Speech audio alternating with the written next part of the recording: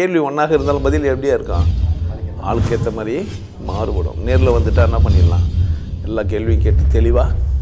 அதுக்கு தான் சத் சங்கம். என்னுடைய நோக்கம் எல்லாம் மனிதர்கள் எல்லாம் மகிழ்ச்சியாக இருக்கணும், அவ்வளோதான். அப்போ ஓடுனீங்க, இப்போ நடுன்றீங்க, இப்போ நடுன்றீங்க, ஆல்மா ஓடுன்னுவீங்க. என்னத்தான் சொல்கிறீங்கன்னு கேட்டேன். நான் என்ன பண்ண முடியும்?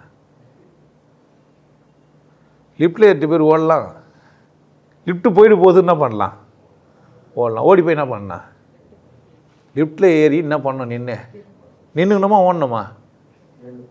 இல்லை ஓடி வந்த வேகத்துக்கு ஓடணுக்கணும்னா சயின்ஸ் எல்லாம் படிச்சிட்டிங்க, ஓடனா டக்குன்னு நின்றக்கூடாது.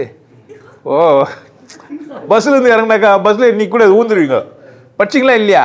பஸ்ஸு போகிற வேகத்துக்கு ஓடி போய் தான் என்ன பண்ணா நிற்கணும். இப்போ லிஃப்ட்டில் ஓடி போய் கொஞ்சம் ஓடி நிற்கணுமா? சயின்ஸ் படிச்சிட்டிங்களா இல்லையா? இப்போ நீங்கள் நானும் செயல்களில் தெளிவாக சொன்னேன், செயல்கள் தான் நம்மளை ஆளுதுன்ட்டு. எனக்குமே அது சந்தோஷமாக இருந்தது. ரொம்ப சிறந்த வீடியோவாக நான் அதை பாராட்டினிருந்தேன்.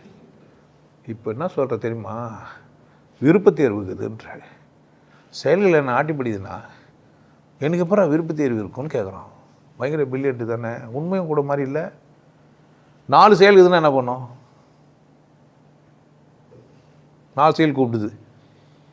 இப்படி சொன்னால் கரெக்டாக இருக்கும். பாம்பேக்கு போயிட்டேன், எப்போவுமே இந்த காந்தி பேரில் நல்ல ரோடு ஒன்று இருக்கும், மகாத்மா காந்தி, எம்ஜி ரோடு. அந்த ரோடுங்களுக்கு பேரெல்லாம் ஊருக்கு இந்த பேர் தான் இருக்கும். இந்த விபச்சாரம் பண்ணுற தெருக்குது இல்லை, அதில் வந்து காந்தி பேர் வச்சுட்ருப்பாங்க, மகாத்மா காந்தி ரோடு. என்னன்னு தெரில, அது ஒரு சாபக்கேடு பொழுது இந்தியாவுக்கு. அது எம்ஜி ரோட்டில் 4 பேர் நின்றுக்கிறாங்க. அவங்க தான் உன்னை கூப்பிட்றாங்க, அவங்க தான் என்ன பண்ணுறாங்க. ஆனால் நீ யார்கிட்ட போகலான்னு விருப்பத் தேர்வு யாருக்கு இருக்குதே?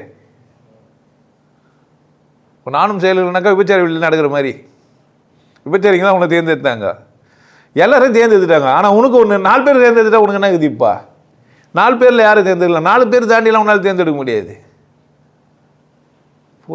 புரியாமல் கூட போயிட்டுருக்கலான்னு நான் நினைக்கிறேன். இன்னும் குழப்பிட்டணும், உங்களுக்கு உங்கள் மூஞ்சே வேறு மாதிரி ஆயிடுச்சே. விபச்சார வீடு தின்றதுனால ஒரு மாதிரி ஆயிட்டீங்களா?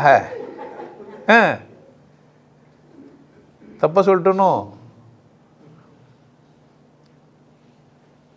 நெல் அறுத்து வச்சுக்கிறீங்க, உலக்க இருக்குது, உலக்குழி இருக்குது. சரி, உலக்க ஒன்று இங்கே இருக்குது, உலக்குழி தான் இங்கே இருக்குது. அதெல்லாம் நெல் குத்த நேராக மாச்சு சொல்லுடியே ராஜாத்தி மிஷின் இருக்குது பக்கத்தில். இப்போது நெல்லை உரித்து சாப்பிட்ணும், நெல்லுக்கிட்ட தான் அந்த அதிகாரம் இருக்குது.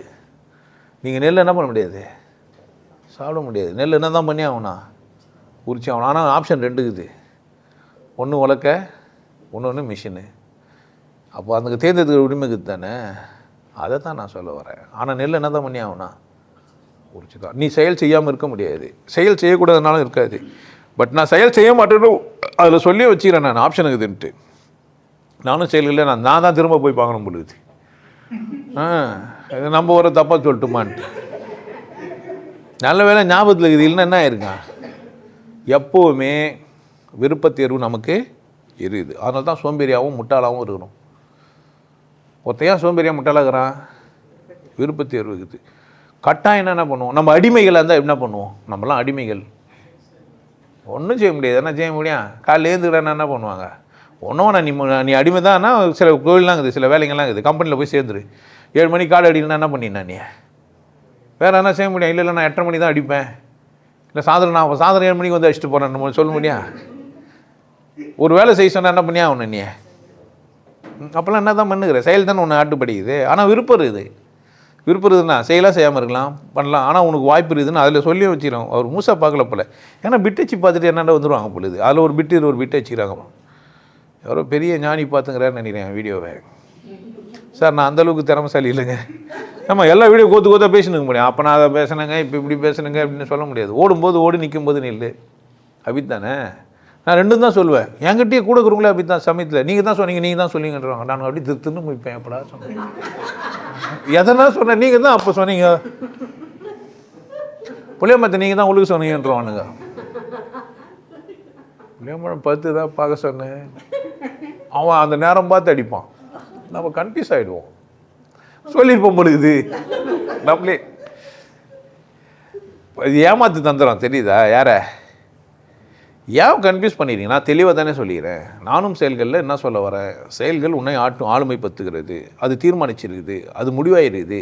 ஏற்கனவே இந்த இடத்துல ஒரு கட்டடம் வரணும்னு தலையெழுத்து அதில் இருக்குது, இங்கே ஒரு மரம் வரணும்னு ஏற்கனவே இருக்குது. நீ இல்லைனா வேறு யாரும் அதை செய்ய போகிறாங்க. உன்னை வச்சு பயன்படுத்திக்கலாம், இல்லை உன்னத்தில் வச்சு உனக்கு பிடிச்சிருந்தா அந்த வேலையை செய்ய, என்ன செய்யாதுன்னு தெளிவாக அவ்வளோதான் சொல்லிடுறேன் நான். அதை நானும் செயல்களில் இதை விட வேறு என்ன சொல்லணும்? அப்போது அது பிடிச்சிருது பிடிக்கலன்னு அங்கே சொல்லிட்டேன், பிடிச்சிருது பிடிக்குதுன்னு இங்கே பேசும்போது சொல்கிறேன். உனக்கு வாய்ப்பு இருக்குது, நீ நடு, இல்லை வேறு யாரும் நட போகிறாங்க. நீ வாழலைன்னா வேறு யாரோ வாழ போகிறாங்க. இந்த உலகத்தில் நீ இல்லைன்னா இந்த உலகம் இருக்காதெல்லாம் சும்மா பேச்சு. அது அதில் நானும் செயலில் தெளிவாகவே சொல்லியிருப்பேன். அதுதான் சொல்ல வரேன். எப்படி புரிஞ்சுறாரோ தெரியல, பாவம்.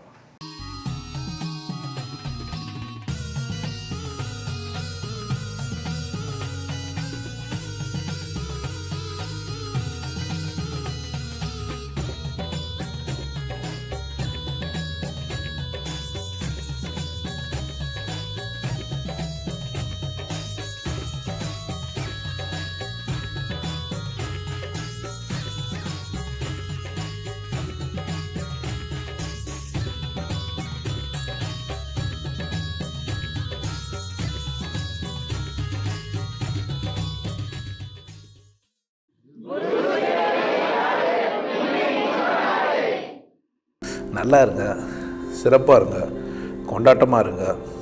உங்களை நீங்கள் மதிப்பு மிகுந்தவராக மாற்றுறது உங்கள் கையில் தான் இருக்குது. நல்லா இருங்க. நான் ஒரு வாய்ப்பு என்னை பயன்படுத்திக்கலாம். நல்லது.